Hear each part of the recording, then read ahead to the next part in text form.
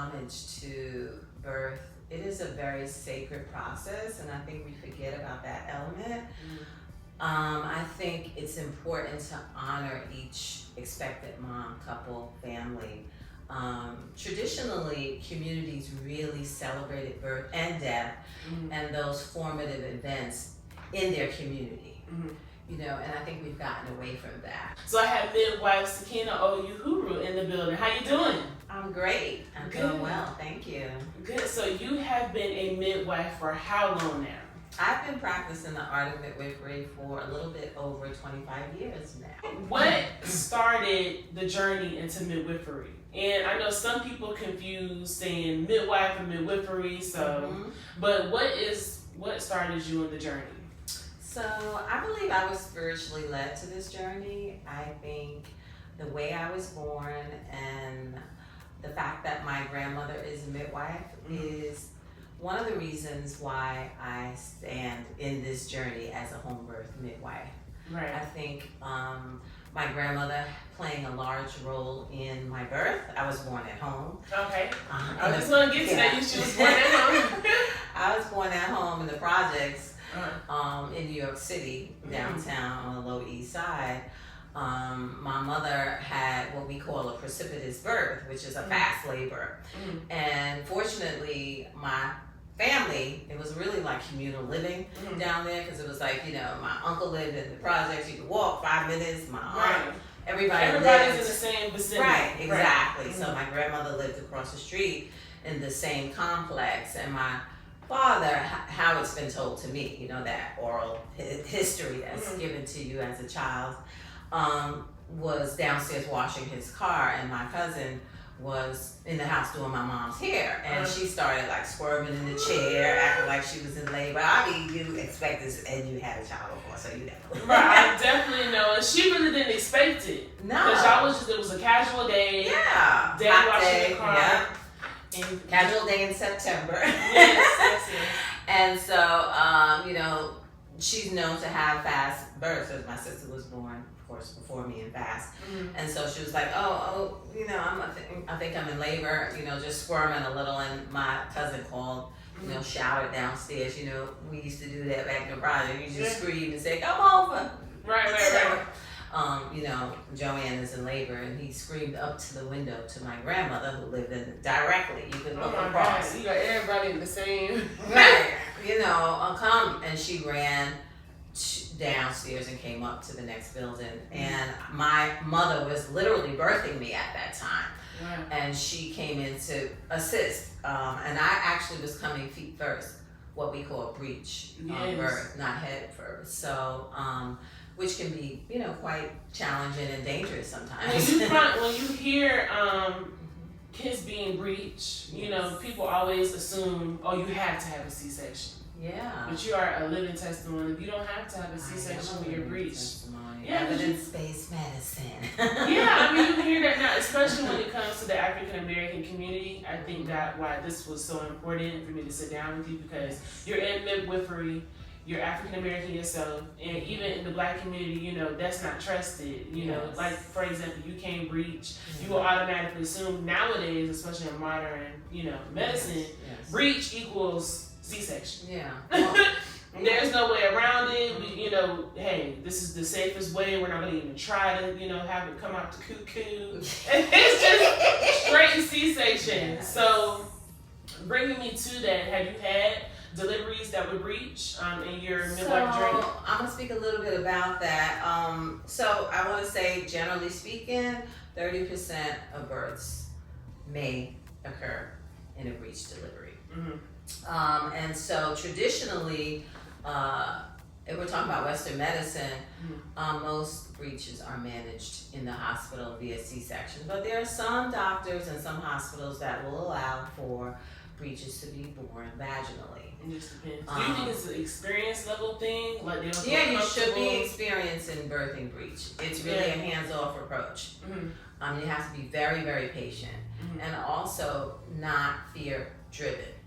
So you have to really trust the body. And yes, anything can happen, but anything can happen in a vaginal birth. certainly there is a little bit more riskier in terms of the cord prolapsing, yes. And in terms of the head getting caught, yes. But there are things you can do in terms of maneuvers to, assist and support with that. When you say maneuvers, are you mentioning like positions? Like different Position for mom and maneuvers you do as a provider. Right. So that's why that person should be trained in how to assist women in breech births. And I can say deliver, but I hate to say that word because I always think we preserve that word for women because they deliver their babies. Doctors don't deliver. We only assist, and midwives assist. It's the details for me. Yeah, the words are meaningful. Very so yeah, I was born breech, feet first, and I came out practically without any assistance. When I did come out, I was a little blue, so that could happen.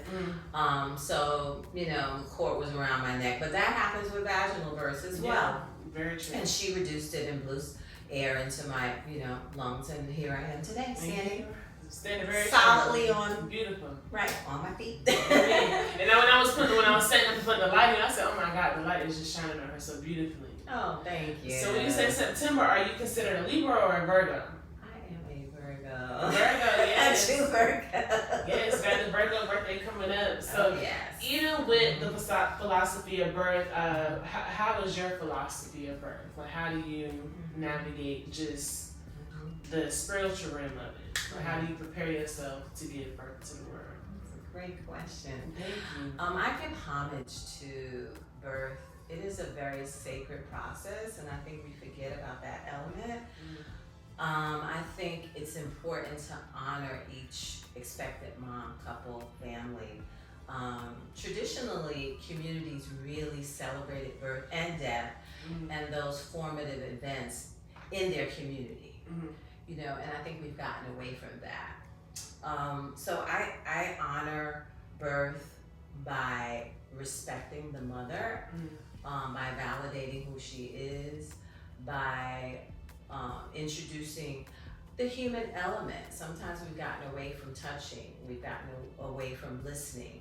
And so I try and do that through my practice by centering each client's needs. And how do you center someone's needs? Well, you have to get to know them. So my practice is really predicated on building a trust currency. It's important to do that. And in order to build the trust, you have to take time to get to know your clients. Right? It's important for me to understand what your needs and expectations are. Very much so. So when it comes to the process of even being introduced to the mother, what would you recommend, like month-wise, is a good month to reach out to you? Like as soon as possible. Some people reach out to me and they're not even expecting. They're just doing the research, trying to see, what their access to midwives are, who's available, and then they're interviewing. I always encourage clients to interview one or two midwives and to see who resonates more with your spirit and your philosophy, who you connect best with. What do you feel when you first meet them or speak to them on the phone? And do they value some of those elements that are important to you? Is it important for you to have all of your family present? Is it important for you to have candles burning, drumming, quiet? Is it important that your husband, says the Adhan or prayer in your baby's ear? What is important, and can that midwife meet those needs? Yes, can she deliver? So now I do see where, like on your webpage, you have very diverse clientele. I do. Very diverse. So that speaks a lot on just your character and just your practice itself. So do you recommend a midwife to have doulas, or is that something that is optional? So doulas, we work in partnership. Because people get doula and midwife confused. They do. A lot of time. Even myself, being first introduced to, I got doula and midwife. Right. So how would you separate the two? Well, it's important to know what the difference is. So let me speak to what we do and what's the difference educationally. So I work in partnership with doulas. All of my team members are doulas. So I have a birth assistant who's also a doula. She happens to be a student midwife. I actually have a midwifery program called the Woman's Way Warrior Midwife Training Program, where I train young women how to be community midwives. So when you complete my program, it's a 2-year adult distance training program. You will graduate as a community midwife, or what's also known as a certified professional midwife. Do they come in as a doula then? They come in as a doula? Most of them come in as doulas or birth workers, birth support people. They've been around birth. Right. So doulas focus more on emotional support, not only for the birthing woman, but for the birthing couple.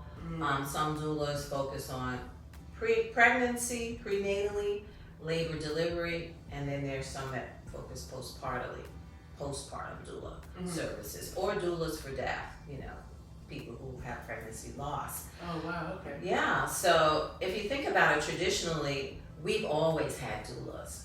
They just weren't called doulas. Right. They were our mothers, our grandmothers, our sisters, our aunties. There were women in the community. They were our best friends. They just weren't called doulas.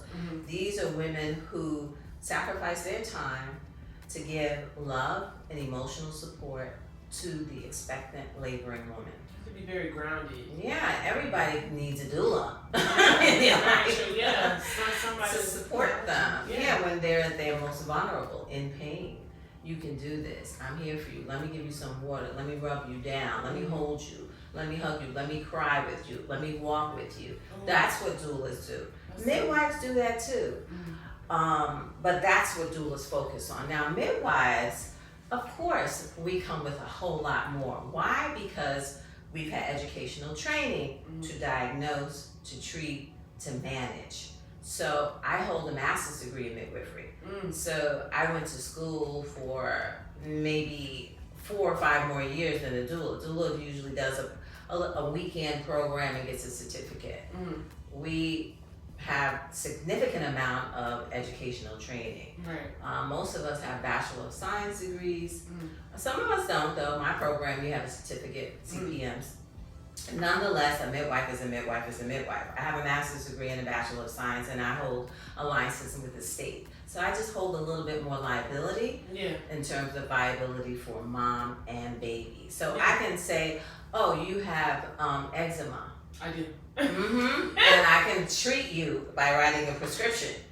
So I hold that kind of weight, more medical, terms. Going more into details. Diagnosis, and most midwives take on clients who are low risk.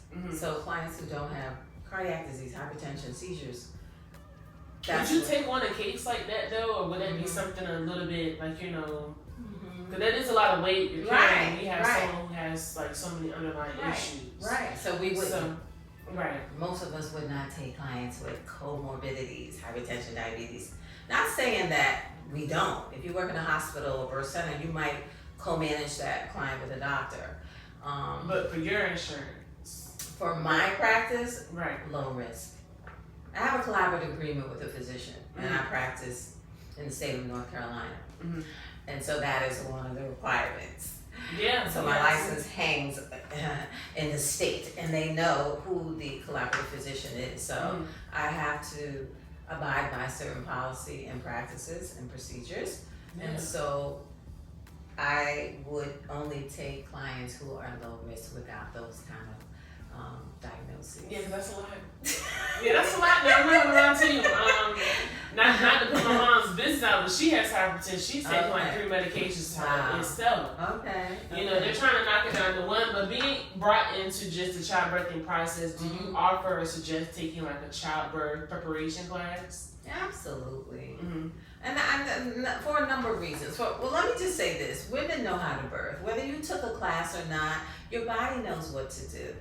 So therein lies the respect and honor that I have for pregnancy. Pregnancy is a normal, natural phenomenon. It's a normal, natural process that we've forgotten about. We've made it into a pathological process that needs to be managed. Midwives don't think that way. Our model is, this is a natural process. Let's do less. Less interventions means less pathology, less chances of this woman having complications. The more you intervene, the more chances or you increase the risk for complications. That is not something, those are facts. Right. You know, the more you give a woman pain medication, narcotics, anesthesia, all of those things in pregnancy, the risk for complication goes up. The more instrumentation, forceps, suction, the more complications. You put her more at risk. Again, seizure, procedure, you're more at risk for hemorrhage, infection, and death. It's just so these much. are all facts. Yes, I agree. And it's important for us to expel those type of things because it's reality. It is. You know, with childbirth, like you said, it's you got one foot in the door of life and 1 foot out the door. I mean, it's just one thing that, and even with you, do you have children? Yes. Did you do a home birth with your children? I actually did an out-of-hospital birth. Okay. So we call it out-of-hospital. You know, at home, at a birth center, not in a hospital environment or setting. Right. I was very young when I had my son, but I knew intuitively I did not want to be manhandled. I wanted to have more control. I wanted to have my baby on my belly immediately. I wanted to bond immediately. I did not want the cord to be cut immediately because I knew that there were nutrients in the placenta that my baby needed. So I wanted quiet. I didn't want my baby to be attacked once he was born. So I also wanted low lights, quiet, and I didn't want all these strangers coming in and out of my room. I wanted that's one thing I hated. Yeah. I hated that. Yeah. Right. And then I honestly, you know, when I gave birth, it was a student that gave birth to my child. I didn't know that though. You know, normally you have to give, you know, at least, hey, she's in her 3rd year graduating. Do you mind if she gives birth to your child? You're supposed to get consent. Exactly. I didn't know that was a student giving birth to until I was pregnant with my 2nd child. And I was like, where's Dr. Gomez? You know, she did such a great job. Where's she at? I want her to give birth again. And then she was like, she graduated. I was like, what the hell? She was a student? So even with that, you know, having a lot of strangers and, you know, in my case, a student giving birth, that was a lot. Okay, I got you on that. Well, what I can say, let me just say to 2 things. One, students are, they're part of my practice too, and they're in a lot of those hospitals. I would like to training. know them. She did a great job now. My patients know my students. Yeah. They start from the beginning to the end. So again, that trust. Exactly. Those are pillars or foundationally important to my practice. Getting to know the client and she getting to know me, and there's a mutual partnership there. So you should have been apprised of that and given consent. Yeah, that's now, really she did a great important. job now. Yeah, that's really as far important. as me knowing. Of course. that you was choose who your provider is, not us. You choose the provider based on whatever criteria you feel is important to you. Does she look like me? Do we share the same culture? Do we share the same language? Do we share the same religion? Whatever you feel is the most important elements to you. It's all about you. That is very much true. Now, I did want to ask a couple of different things. So are you trained in infant resuscitation? Absolutely. I have a certification in neonatal resuscitation, which I think is really paramount to being a birth worker. You should know CPR Very for the much mom true. and infant CPR, or what we call neonatal resuscitation. See yourself expanding to different states, or because right now you say you're centered in North Carolina, but do you see yourself expanding to different states? And you know, obviously your practice is forever growing with different doulas. You're graduating different midwives constantly. So how do you foresee your practice? My ultimate dream really is to, I want to say, buy a brick and mortar where we have clients come, like a birth house, but an educational institution as well, you know, a dual role, where we have, I want to say it provides a platform for education, for community work, to, you know, serve women in the community, raise awareness about how to reduce their risk for maternal mortality, how to reduce infant mortality. So those kind of educational tools and also function as a place where women can come for prenatal care as well as a birthing space. So I would love to be able to grow my practice in South Carolina as well. But I really, right now, I'm focusing on the training program because it really means a lot to me to increase the numbers of Black and brown midwives. We actually need, I think, let me see. There are only 2 Black midwives in North Carolina, home birth midwives. Oh, wow. There are a lot of midwives in North Carolina, but Black midwives, let me rephrase that.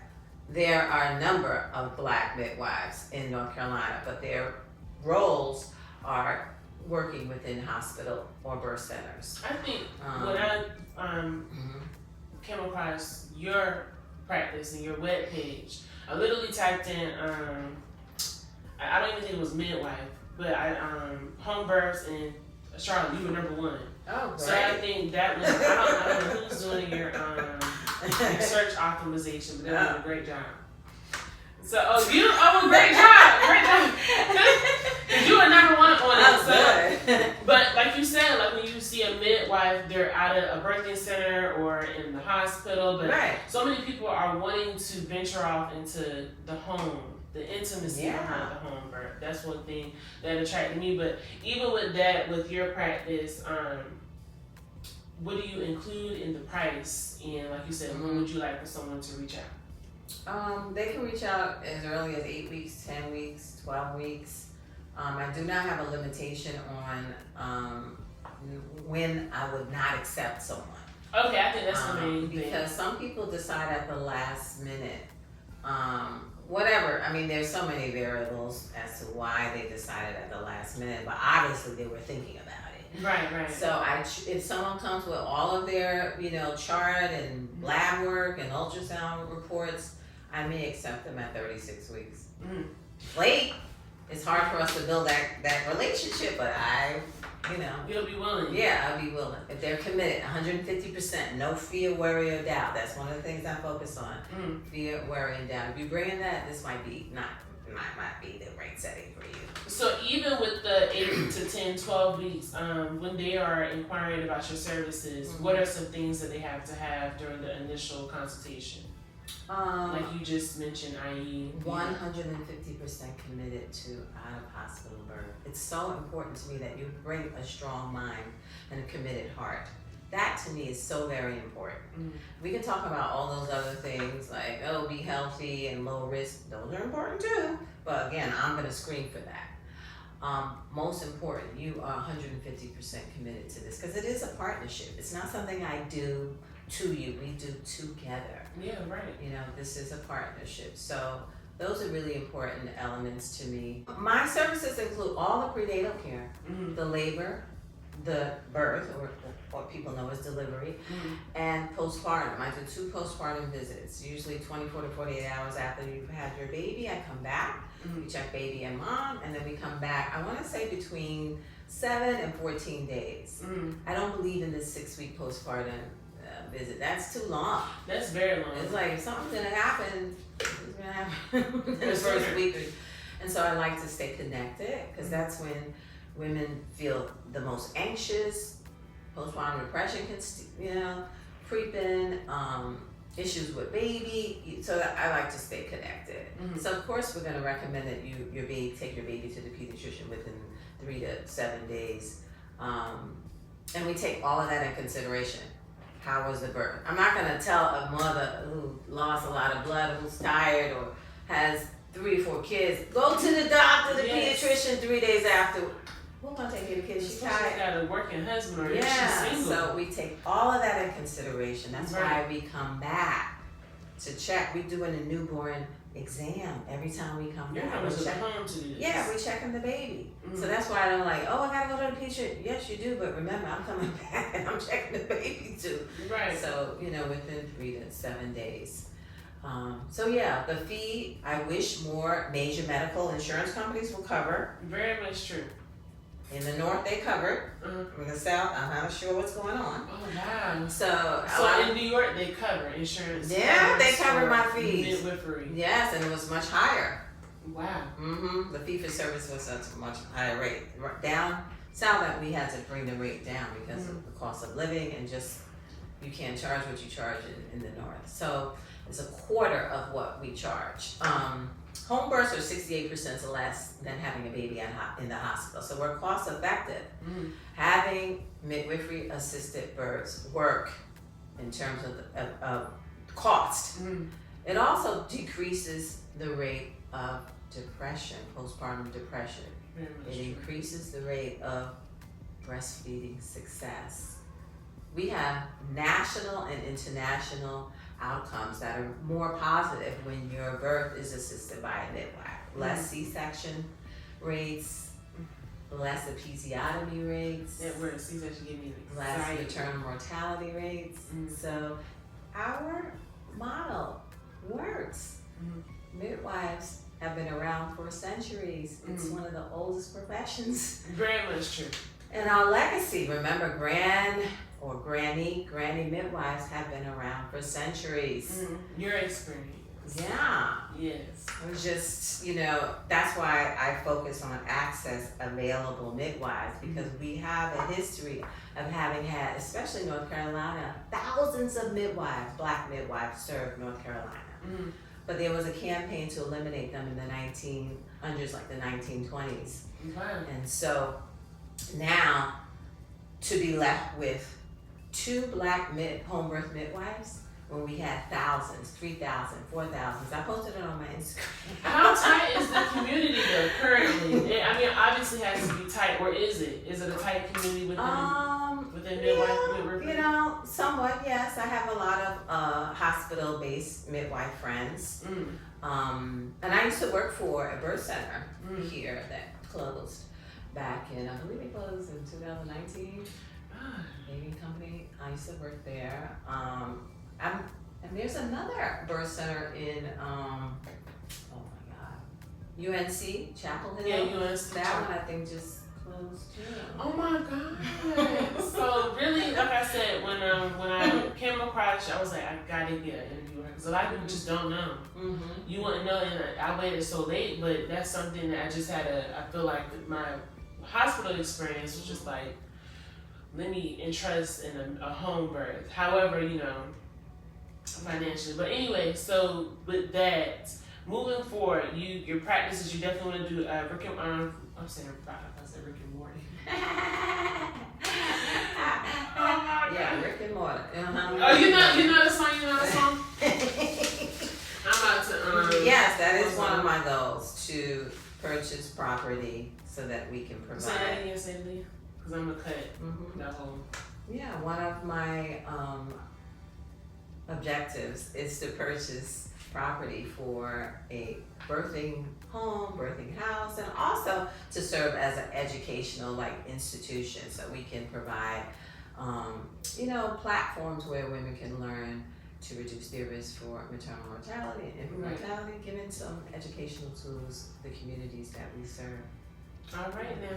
It was a pleasure talking to you today. Again, my name is Dodger Star. I do have the midwife. You got your master's in midwifery, and you got your bachelors of science. It was a pleasure talking to you today, and I'm SAKINA OUHURU. So make sure you get her website. I'm going to post it in the description. I'm going to also post her social, so make sure you get in touch with her. If you have any questions or anything. Yeah, Gentle Spirit Birth. Gentle Spirit Birth, that's my handle on Instagram, Gentle Spirit Birth. And my handle for the Woman's Way Award and Midwife Training is A Woman's Way, but it's spelled WOMBMANS. Woman. I'm gonna make sure I put all her socials and how you get in contact with her in the description within this video here. And thank you so much. I appreciate your time. Thank you. This was wonderful. Thanks for inviting me. No problem.